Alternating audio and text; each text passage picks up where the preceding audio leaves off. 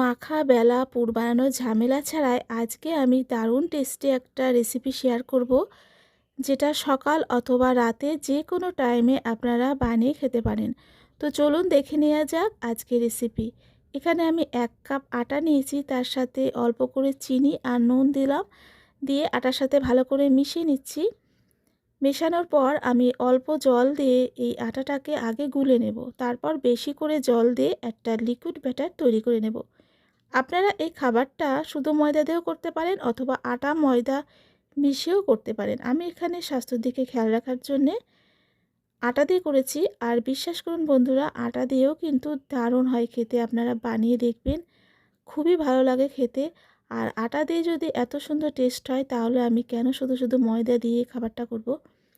তো এবার আমি একটু বেশি জল দিলাম, জলটা দিয়ে ভালো করে ফেটিয়ে নেব, কারণ যাতে এর ভিতরে কোনো লাম্পস দানা দানা না থাকে।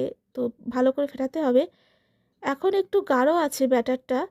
তো এখন আমি জল না দিয়ে এর জায়গায় দিয়ে দিচ্ছি ডিম। তো 2টো ডিম আমি দিচ্ছি। আপনারা চাইলে একটা ডিমও দিতে পারেন। 2টো ডিম দিলে খাবারটা খেতে বেশি টেস্টি হয়।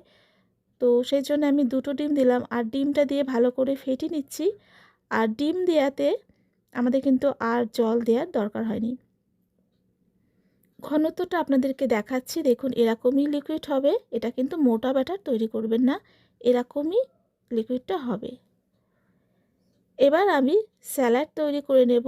তো তার জন্য একটা বলে একটা শসা এরকম লম্বা করে কেটে নিয়েছিলাম, সেটা দিয়ে দিলাম। আর এই স্যালাডটা করতে কিন্তু খুব বেশি জিনিস লাগবে না, শুধুমাত্র শসা আর পেঁয়াজ হলেই হয়ে যাবে, বেশি কিছু দরকার নেই। আর পেঁয়াজটাকেও আমি লম্বা করে কেটে নিয়েছি, কাঁচা লঙ্কা কুচি দিয়ে দিলাম, আর অল্প করে নুন আর চটপটা টেস্টের জন্য দিয়ে দিলাম চাট মশলা। সব কিছু ভালো করে মিশিয়ে নেব। আর এই খাবারটা যদি কোনো ছোট বাচ্চা খায়, তো আপনারা এখানে গোলমরিচ গুঁড়ো দিতে পারেন লঙ্কার জায়গায়। ভালো করে মিশিয়ে নিয়ে আমি পরের স্টেপে চলে যাব। তো গ্যাসে আমি প্যান বসিয়েছিলাম, প্যানটা গরম হয়ে যাওয়ার পর তেল দিলাম, সাদা তেল।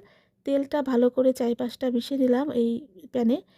তারপর 1 থেকে 1.5 হাতা এই ব্যাটারটা দিয়ে এইভাবে আপনারা প্যানটা ধরে ঘুরিয়ে ঘুরিয়ে একটা রুটির মতন শেপ তৈরি করে নেবেন। দেখুন একটা রুটির মতন শেপ হয়ে গেল।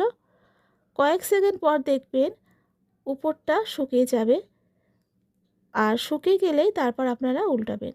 তো দেখুন উপরটা শুকিয়ে গেছে। এবার আমি আস্তে আস্তে এটা উল্টে দিচ্ছি। এখন আমার মনে হচ্ছে তেলটা একটু বেশি হয়ে গেছে। আসলে এই খাবারটা খুব কম তেলেই হয়ে যায়। তো প্রথম মনে হলো একটু তেলটা বেশি হয়ে গেছে, পরের ব্যাচে কিন্তু আমি একদম কম তেলেই করব। তো এবার আমি অপর সাইডে এরকমভাবে টমেটো কেচাপ মাখিয়ে দিলাম। তারপর যে স্যালাডটা বানিয়ে নিয়েছিলাম সেটা এইভাবে দিয়ে দিচ্ছি, ঠিক যেমন রোল করে ওরকমভাবে। স্যালাডটা দিয়ে সাইড থেকে আমরা স্প্যাচুলা আর খুন্তি দিয়ে এইভাবে মোল্ড করে দেব। আর এই সময় কিন্তু আপনারা গ্যাসের ফ্লেমটা একেবারে লো করে রাখবেন। মোল্ড করার পর তারপর লাস্টের দিকে আপনারা গ্যাসটাকে হাই করে রাখবেন, তাতে তাড়াতাড়ি ভাজাটা হয়ে যাবে। তো আমি কিন্তু এখন হাই হিট করে দু সাইডটা একটু লাল করে ভেজে নিচ্ছি। তো এটা হয়ে গেছে, আমি তুলে নিলাম। আর একটা আপনাদেরকে বানিয়ে দেখাচ্ছি। 1 থেকে 1.5 হাতা ব্যাটার দিয়েছি, আর এখন কিন্তু আমি একদম অল্প তেল ব্রাশ করে দিয়েছি। অল্প তেলেই হয়ে যায়। কয়েক সেকেন্ড পর এরকমভাবে শুকিয়ে গেলে সাইড থেকে এরকম ছেড়ে দেবে। তারপর এইভাবে আস্তে করে উল্টে দেবেন। খুব সহজেই কিন্তু এগুলো উল্টানো যায়। তারপর একই প্রসেসে আমি এরকমভাবে 4-5টা টমেটো কেচাপ মাখিয়ে নিয়ে স্যালাড দিয়ে দিচ্ছি সাইড থেকে। স্যালাডটা দিয়ে হাতা খুন্তি হাতা আর স্প্যাচুলা দিয়ে আমি এইভাবে মোল্ড করে নেব।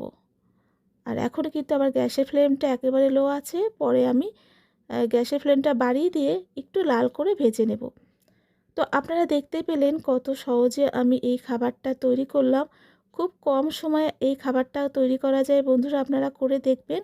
আর খেতেও কিন্তু খুবই ভালো হয়। সবসময় রুটি খেতে ইচ্ছে করে না, আর রুটির সাথে অন্য কিছু করতে হয়। তো এই খাবারটার সাথে কিন্তু আর অন্য কিছু দরকারই পড়ে না। দেখুন দু সাইডটা লাল হয়ে গেছে, আমি তুলে নিলাম। আমি সব কটাই ভেজে তুলে নিয়েছি। আর 1 কাপ আটা দিয়ে কিন্তু এখানে অনেকটাই হয়েছে, অনেকগুলোই হয়েছে। আপনারা বেশি পরিমাণে করলে একটু বেশি আটা নেবেন, তাতে পরিবারের সবাই খেতে পারবে। একজনের পক্ষে 2টো কিন্তু হামেশাই খেয়ে নিতে পারেন।